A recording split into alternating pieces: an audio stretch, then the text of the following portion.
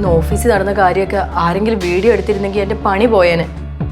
ന്യൂസിലും social മീഡിയയിലൊക്കെ ഞാൻ നിറഞ്ഞു നിന്നേനെ. ഇപ്പോൾ ഇതത്ര നിസ്സാരമായിട്ടൊന്നും കാണാൻ പറ്റുന്നതല്ല. നാളെ ഇങ്ങനെ തന്നെ സംഭവിച്ചാൽ ഞാൻ എന്ത് ചെയ്യൂടി? ചേച്ചി എന്താ പറഞ്ഞിരുന്നേ? അവരെ വലിയവായി വെല്ലുവിളിച്ചിട്ടൊന്നും ഒരു കാര്യമില്ല. അവർക്ക് അത്രയും കണക്ഷൻസ് ഉണ്ട്.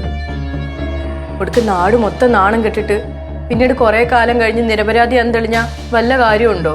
ചേച്ചി, ഈ സിനിമയിലൊക്കെ കാണുന്ന പോലെ ആരെങ്കിലും എന്തെങ്കിലും കൊണ്ടുവന്നാ മേടിക്കാൻ നിൽക്കണ്ടാട്ടോ. അതിൽ വല്ല പൈസയും വെച്ച് ഫിനോഫ്തലിൻ പൊടിയിട്ട് തന്ന കുടുങ്ങി. എടി, നീ ചുമ്മാ മനുഷ്യനെ പേടിപ്പിക്കാതെ. എനിക്ക് നാളെ അങ്ങോട്ട് പോകേണ്ടതാ. അടുത്ത വിശ്വാസം. ഏട്ടത്തിയുടെ മുഖം എന്താ വല്ലാതിരിക്കുന്നേ?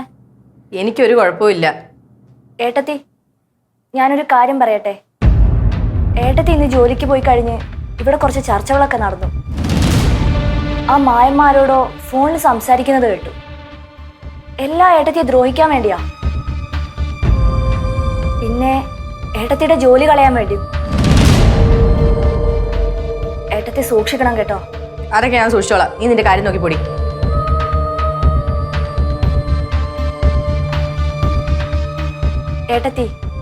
ഏട്ടത്തിക്ക് എന്നോട് ദേഷ്യമാണെന്ന് അറിയാം. പക്ഷെ എനിക്ക് ഏട്ടത്തിയോട് ഒരു ദേഷ്യവും ഇല്ല. അയ്യോ, അതെന്താ?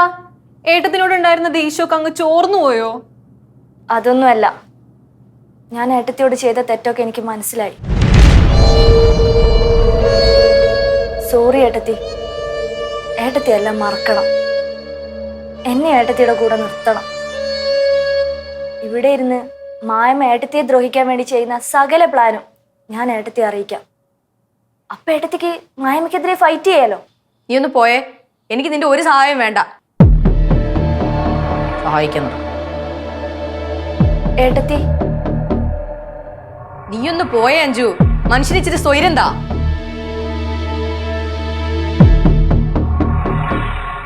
അഞ്ജു ചേച്ചി,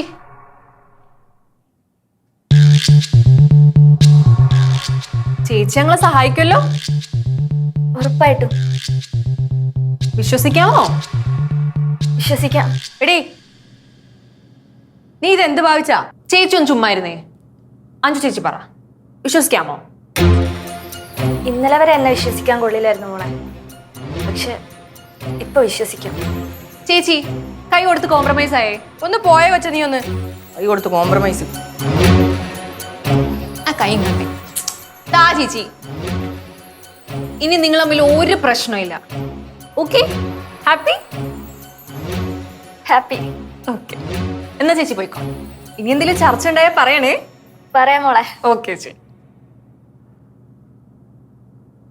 എടി, നീ ഇതെന്ത് ഭാവിച്ചാ? ചേച്ചി, ഇനി നമ്മൾ ബുദ്ധി കൊണ്ട് കളിക്കേണ്ട സമയമാണ്. എന്തോന്ന് ബുദ്ധി? ആ അരപ്പിരിയം കൊണ്ട് എന്ത് കാണിക്കാനാ നിനക്ക്? ചേച്ചിക്ക് ഈ മായ്മ പറയുന്നതൊക്കെ ഒളിഞ്ഞു നിന്ന് കേൾക്കാൻ പറ്റുമോ? ഇല്ലല്ലോ. ഇല്ല, എനിക്കും പറ്റില്ല.